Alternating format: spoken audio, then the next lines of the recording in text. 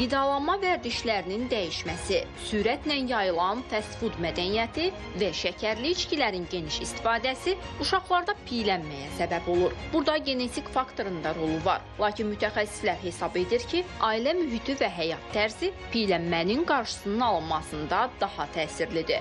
Əgər valideynlər sağlam qidalanmaya və hərəkətli həyat tərzinə önəm verirsə, bu uşaqlara da ötürülür. Piylənmənin səbəbi iki növ ola bilər.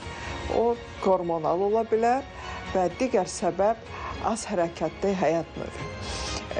İndiki uşaqlar daha çox gadgetlərə baxırlar, kompüter arxasında oyunlar oynayırlar və ya ola bilər dərsləri o kompüter arxasında eləyirlər və əvvəlki yəni ki, aktiv oyunlar, o çıxırdılar uşaqlar bir yerdə fərqli aktiv oyunlar oynayırdılar. Ümumdünya Səhiyyə Təşkilatının məlumatına görə hazırda dünyada 5-19 yaş arası təxminən 390 milyon uşaq artıq çəki və ya piylənmə problemi ilə üzləşir. Piylənmək yalnız çəki artımı deyil, həm də bir sıra xəstəliklərin başlanğıcıdır. Yediyi yeməyin miqdarını bilmirlər, dadını hiss etmirlər, avtomatik yemiş olurlar və bununla daha çox miqdar olaraq yeyirlər.